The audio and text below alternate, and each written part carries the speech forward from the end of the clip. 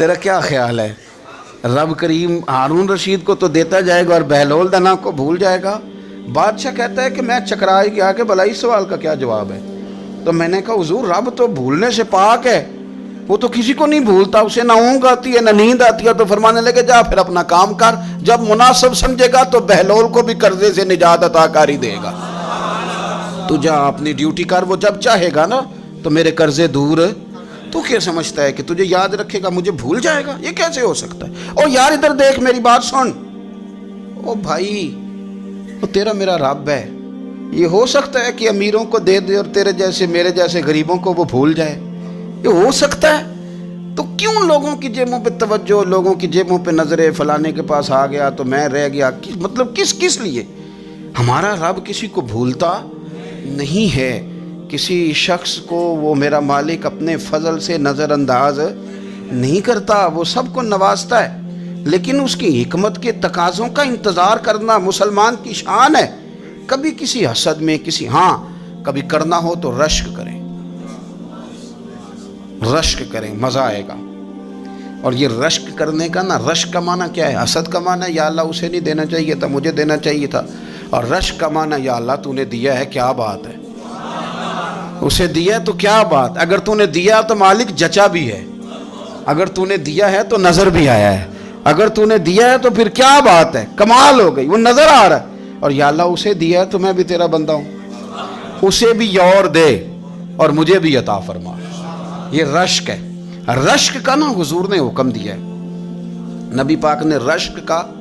ہمارا یہ مسئلہ ہے کہ ہم نا جو کرنے والا کام ہے وہ نہیں کرتے، رشک کریں۔ بخاری مسلم میں حدیث ہے، نبی پاک صلی اللہ علیہ وسلم نے فرمایا دو بندوں پر رشک کرو۔ کہو کیا بات؟ رشک کرو دو بندوں۔ یا رسول اللہ کون کون سے؟ فرمایا ایک وہ مالدار جسے اللہ دولت دے اور وہ صبح بھی رب کے رستے میں خیرات کرے اور شام بھی رب کے رستے میں خیرات کرے، یہ قابل رشک ہے۔ کہو تیری کیا بات ہے بھائی، کیا تجھے اللہ نے نوازا ہے، اور اس پر رشک کرو کو یا اللہ اسے اور دے تاکہ یہ تیرے بندوں پہ اور اثار کرے اور تیرے بندوں پہ سخاوت کرے، اور اللہ اس کے فعل تصدق ہمیں بھی عطا فرما۔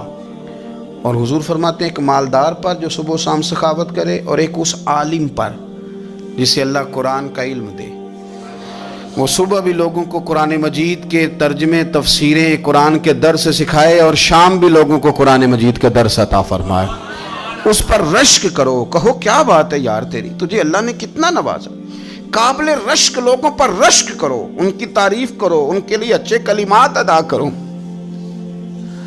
معاشرے میں حسد پرموٹ ہوا ہے، اگر کبھی رشک پرموٹ ہوتا نا تو عزتیں بڑھ جاتی، محبتیں بڑھ جاتی، خلوص میں اضافہ ہوتا، لوگ ایک دوسرے کے قریب آتے۔ ہم نے کسی فضیلت والے کی فضیلت کو تسلیم کرنے سے انکار کر دیا، ہم نے کسی بڑائی والے کی بڑائی کو تسلیم کرنے سے انکار کر دیا، ہم نے حسد کیا، ہم نے لالچ کیا، ہم حریص ہوئے۔ اس کا نقصان یہ ہوا کہ لوگ ایک دوسرے کے پاس رہتے ہوئے پاس نہیں رہتے، ایک دوسرے کے ساتھ وقت گزار رہے ہوتے ہیں لیکن ان کے بارے میں رویے ان کے سخت ہوتے ہیں، لب و لہجہ تلخ ہوتا ہے، جب وہ کسی کے بارے میں بے لاگ تبصرہ پوچھا جائے تو غلط باتیں کرتے۔ رشک کریں، دیکھیں نا حضرت ابو بکر صدیق رضی اللہ، حضرت عمر فاروق رضی اللہ، ساری زندگی دوڑ لگی رہی۔ حضرت عمر کہتے میں نے ساری زندگی دوڑ لگائی ہے کہ ابو بکر سے آگے گزر گئے، لیکن یہ دوڑ حسد والی نہیں، یہ رشک والی۔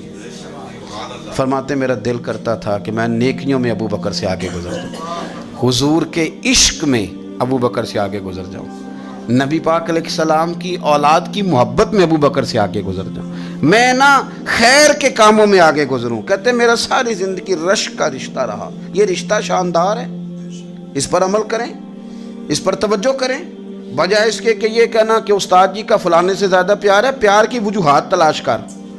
مرشد فلانے پہ نظر رکھتے ہیں تو میرے بھائی وہ نوٹوں کی وجہ سے نظر نہیں رکھتے، تو وجہ تو تلاش کرنا، وجہ کیا ہے، تو اپنے آپ کو اس طرح کا بنا، تو اس طرح کی کیفیات پیدا کر اپنے اندر۔ ہم کیا کرتے ہیں کہ رشک کرنے کی بجائے حسد کرتے ہیں۔ حسد نہیں کریں، اپنے آپ کو سنواریں، وہ رشک کی وجہ سے آپ سنوار سکتے ہیں۔ نبی پاک علیہ السلام کی پیاری زوجہ ام المومنین سیدہ عائشہ صدیقہ، بڑی شان ہے اس خاتون کی، بڑی عظمت ہے ان راہوں کے صدقے جن رستوں سے سیدہ پاک کی سواریاں گزرا کرتی ہیں۔ کیا درجہ اللہ نے دیا ہے سیدہ عائشہ صدیقہ کو، کہتی ہیں حضور کا وصال میری گود میں ہوا ہے۔ اور مولا علی شیر خدا فرماتے ہیں میں نے حضور کو سب سے زیادہ عائشہ صدیقہ سے پیار کرتے ہوئے دیکھا، اور عائشہ صدیقہ رضی اللہ تعالیٰ عنہ فرماتی ہیں میں نے حضور کو سب سے زیادہ فاطمہ الزہرا سے پیار کرتے تھے۔ یہ الگ ماحول ہے ان کا آپس میں۔ تو حضرت عائشہ صدیقہ اتنا بڑا مقام، لیکن وہ فرماتی ہیں میں نے ساری زندگی سیدہ خدیجۃ الکبریٰ پہ رشک کیا۔ میں نے کہا کیا بات تھی اس خاتون کی جو وصال کر گئیں، لیکن شاید کو دن خالی جاتا ہو کہ مدینے والے ان کی وفاؤں کا ذکر نہ کریں، شاید کوئی خالی دن جاتا۔ کہتی ہے میں نے اتنا قابل رشک ماحول نہیں دیکھا۔ ایک دن حضور گھر میں گوشت لائے اور مجھ سے فرمایا عائشہ گوشت پکاؤ، تو میں اسے صاف کرنے لگی تو حضور فرمانے لگے شوربہ ذرا زیادہ کرنا۔ میں نے عرض کی حضور کیا کچھ مہمان آئیں گے گھر میں؟ تو فرمایا نہیں عائشہ، مدینہ منورہ میں نا مجھے پتہ چلا ہے خدیجۃ الکبریٰ کی کچھ سہیلیاں آئی ہیں، تو شوربہ بنا میں انہیں پہنچاؤں گا، خدیجہ کی سہیلیوں کو شوربہ زیادہ پکا ذرا۔ تو حضرت عائشہ صدیقہ کہتی ہے میں نے بڑے نرم لب و لہجے میں بڑی بنا سوار کے مسجع مکفہ چن کے جملے بات کی۔ میں نے عرض کی حضور سنا ہے وہ آپ سے 15 سال عمر میں بڑی تھی، نکاح بھی پہلے ہو چکا تھا، اور بتاتے ہیں لوگ کہ بظاہر کوئی حسن و جمال بھی اس ماحول کا نہیں تھا۔ حضور اللہ نے آپ کو جوان اور خوبصورت بیویاں دی ہیں، پر میں جب بھی سنتی ہوں جناب خدیجہ کا ذکر ہی سنتی ہوں۔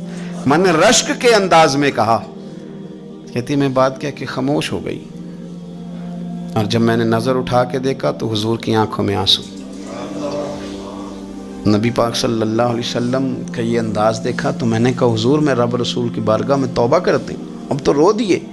تو حضور فرمانے لگے عائشہ یہاں جو بھی آیا ہے نا وہ سکھوں اور آسانیوں کے دنوں میں آیا ہے، اور خدیجہ میری ان دنوں کی ساتھی تھی جو میرے تکلیف کے دن تھے، میری آزمائشوں کی، میری پریشانیوں کی میری ساتھی تھی۔ جب لوگ مجھے تکلیف دیتے تھے میں گھر جاتا تھا تو مجھے کہتی تھی حضور آپ تو صلہ رحمی کرتے ہیں، غریبوں کا بوجھ اٹھاتے ہیں، آپ تو لوگوں کے ساتھ محبت سے پیش آتے ہیں، حضور آپ پریشان نہ ہو، آپ کا رب آپ کو ہمیشہ عزتیں ہی عطا فرمائے گا۔ فرمایا وہ میری تکلیفوں کی اسے کیسے، میرے بھائی رشک کیا لوگوں نے ایک دوسرے پر، حسد نہیں کیا۔ ہم تو نا جی اپنی مرضی کے فیصلے کرتے کرتے پیچھے رہ گئے، ہم نے لوگوں کو پیچھے کرنے کا سوچا تھا لیکن ہم سب سے پیچھے رہ گئے۔ ہم نے سیاست اور سازش کی تھی کہ کچھ لوگوں کے دلوں پہ پیر رکھ کے میں اپنا قد اونچا کروں گا، کچھ کے سینوں پہ پیر رکھ کے، لیکن ایسا نہیں ہوتا، یہ ہوتا نہیں۔ آپ کسی کی جگہ نہیں لے سکتے اس لیے کہ رب نے سب کی جگہ اپنی اپنی بنائی ہوئی، سب کی جگہ۔ ہاں ایسا ضرور ہوتا ہے کہ کئی دفعہ نا ہم اپنے مقام کو گرا لیتے ہیں۔ وہ کسی نے کہا تھا کہ ایسا نہیں کہ تیری جگہ کوئی اور آ گیا، لیکن تیرا مقام بھی اب تیرا نہیں رہا۔ ہوتا یہ ہے کہ ہم نہ گرا لیتے ہیں اپنے آپ کو۔ اگر ہم رشک کا ماحول پیدا کریں، رشک کا، اور ہم کہیں کہ کیا بات ہے میں بھی سفر کروں گا، اس جانب جاؤں گا، بجائے یہ کہنا کہ فلاں آدمی بڑا آگے نکل گیا ہے، یہ کر کے نکل گیا ہے، وہ کر کے نکل گیا ہے، یہ کہنا کہ یار میں بھی رب کریم کی اس مدد کو تلاش کرتا ہوں جس کی برکت سے اللہ نے اس پر فضل فرمایا ہے۔ امام غزالی فرماتے ہیں 3 لوگوں میں حسد زیادہ ہوتا ہے، بغض زیادہ پیدا کر لیتے ہیں۔ اب چونکہ مضمون ہے تو ساری بات کھول کے ہی کرنی پڑے گی نا۔ فرماتے ہیں 3 لوگوں میں حسد، بڑے عہدے والوں میں حسد زیادہ ہوتا ہے۔ یعنی صوبائی وزیر کہتا ہے کہ حق میرا ویسے وفاقی وزیر کا تھا، اور وفاقی وزیر کہتا ہے کہ جتنا میرا تجربہ ہے نا مجھے بنایا وزیر اعظم ہی جاتا تو بات ٹھیک تھی۔ حسد زیادہ، بڑے عہدے والوں میں حسد، اور امام غزالی فرماتے ہیں مالداروں میں حسد زیادہ ہوتا ہے۔ غریب نے غریب سے کیا جلنا ہے، جلنے کو شے ہی کوئی نہیں، کس سے جلیں گے؟ تو غریب تو بیچارہ 4 روٹیاں ہوتی ہیں تو کہتا ہے چلو ٹھیک ہے آ جاؤ، دونوں مل کے بیٹھ جاتے ہیں۔ غریبوں کے دوست بھی غریب، امیر حسد کرتے ہیں، وہ سودے پہ سودا کرتے ہیں، وہ ایک دوسرے کی کمزوریاں بیان کرتے ہیں۔ میں نے گاہکوں کو نفع لیتے دیکھا ہے، فلانے سے مال لیتے تھے جی اس نے بڑا تنگ کیا، تو کہتا ہے اسی طرح کا تو مجھ سے خریدا کر۔ لوگ استعمال کر جاتے ہیں، وجہ بیچ میں کیا ہوتی ہے؟ حسد۔